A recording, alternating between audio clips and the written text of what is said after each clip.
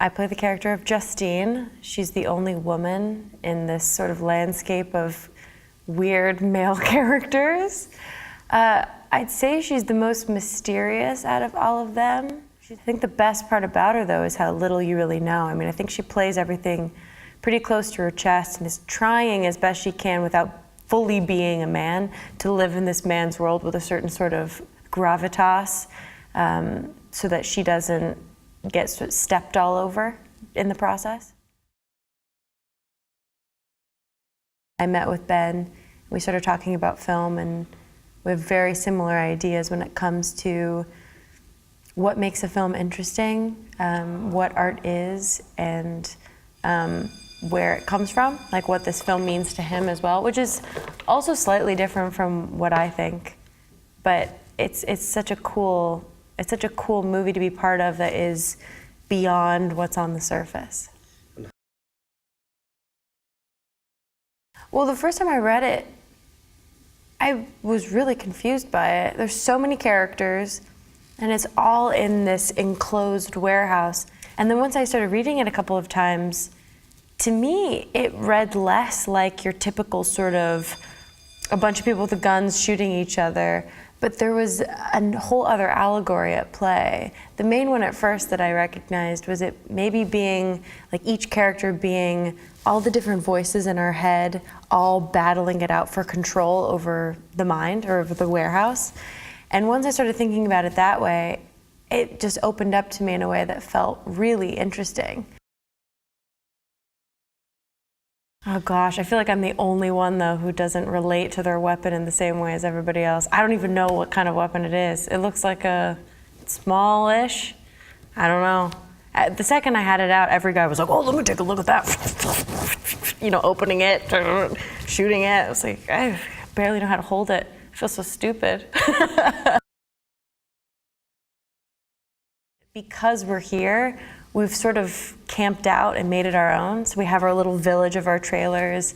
You always hear someone singing or playing guitar. We have a ping pong table. We have darts. I'm building a smoothie bar. We're sort of like created our own little village here, which is really fun. I loved the concept of wearing an outfit that when it comes to the time when everything goes down and there's just shootings and trying to get out alive, that you're wearing the most unreasonable clothing possible for that. I would say that the shoes in particular are always the thing that kind of sets you off, because it's how you feel when you're standing up, and those boots really make you sort of like stand in a way, along with just carrying a gun. Between the two, it kind of does a lot of the work for me. And the hair. A lot of hair happening. I've never spent so much time getting ready before. I guess the 70s are sort of all about that. That's the interesting aspect of Ben's films, where as gruesome as they can be, they're gruesome because they seem real. It's not glorifying it in any way that makes you feel like, yeah, I want to get a gun and do that to somebody. And this film in particular also uses humor as well as that sense of humanity that takes it out of the realm of like superficial action movie. The most important aspect of a good film is if it's entertaining to watch and makes you think after. And that's what this movie will do. とある倉庫に集まった2組のギャング。それは簡単な銃取引のはずだった。He says it's not what he ordered. Fuck, really?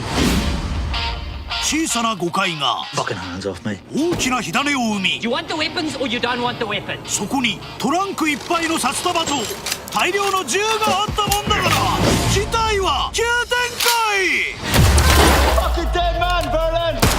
You bring that fucking money over here, won't you? I've been shot! Calm the fuck down! Oh, fucking bastard! Too handsome to get shot! Oh, now we're cooking! I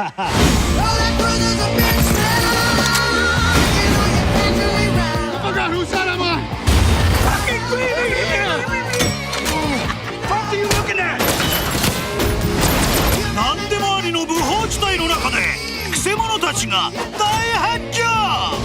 世界が認めた最強映画を見逃すな。 Seem like a nice girl. We can't all be nice girls. フリーファイヤー。最後にに笑うのは一体誰だ？ So that's what a brain looks like. Whoa, fuck!